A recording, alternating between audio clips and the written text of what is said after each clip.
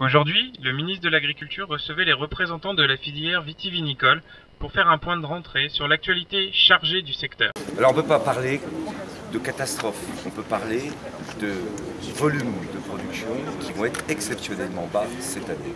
Alors ça aura des conséquences puisque globalement sur l'ensemble de la planète, c'est ce qui a été l'objet de la discussion, la production sera basse. Donc on aura une demande stable et une offre qui sera extrêmement réduite à cause des conditions climatiques.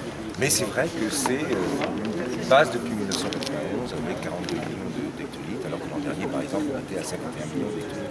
Bon voilà, ça c'est un fait, mais cette réunion a porté sur bien d'autres sujets, et en particulier sur une annonce que j'ai faite ce matin sur la présentation d'une plateforme commune entre l'Italie, l'Espagne, la France et l'Allemagne pour un retour au droit de plantation. Et nous enverrons à la Commission cette plateforme pour marquer l'engagement, la volonté qui est la nôtre de revenir sur une décision qui avait été prise et dont nous pensons aujourd'hui qu'il faut redonner à la viticulture et au vin les règles qui étaient les siennes, avec des éléments différents, peut-être sur un nom différent, mais en tout cas avec les principes qui étaient ceux qu'on connaissait avant, parce que le vin n'est pas un produit banal. Jérôme Despen nous a livré ses réactions à chaud après l'entretien qu'il a pu avoir avec le ministre. Sortant d'une rencontre avec le ministre de l'Agriculture, avec l'ensemble de la filière viticole, c'était pour nous important de rencontrer le ministre pour parler du poids du secteur donc viticole dans l'agriculture française. Il ne faut pas oublier que nous sommes en termes de balance commerciale excédant aux alentours de 6,6 milliards et que ce secteur compte dans l'économie française et dans l'agroalimentaire.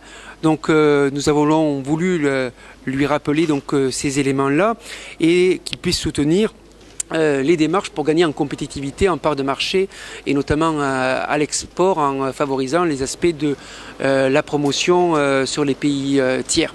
Le deuxième élément que nous avons évoqué, c'est bien sûr la récolte, puisque nous commençons les vendanges. Nous allons avoir la plus petite récolte que nous avons jamais connue en France, puisqu'on va se retrouver aux alentours de 42,5 millions d'hectos contre 51 millions d'hectos l'année dernière, alors qu'en moyenne on est à 46 millions d'hectos, donc moins de production, de la qualité aussi, parce que c'est une bonne maturation des raisins, donc on va pouvoir bien exploiter, donc ça va aller sur des bons millésimes, mais nous l'avons aussi alerté de faire attention parce que nous allons avoir des charges supplémentaires et de veiller effectivement à pouvoir notamment reconduire un certain nombre de dispositifs qui sont importants comme les travailleurs occasionnels ou les travailleurs permanents sur les exonérations parce que le secteur viticole emploie aussi beaucoup. Autre élément important, c'était les droits de plantation.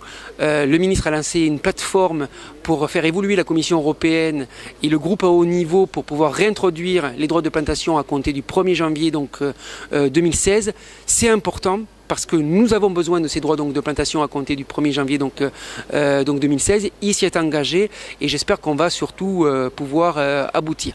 Donc voilà, un premier contact très intéressant avec notre ministre de l'Agriculture qui a l'air d'être un amateur du vin, puisqu'on a eu l'occasion de pouvoir avec lui parler des différents vignobles qu'il connaît bien. Il apprécie les produits. Il nous a dit certes avec modération, mais c'est ça aussi que nous prenons au niveau de la production. Donc nous avons eu un bon échange très constructif.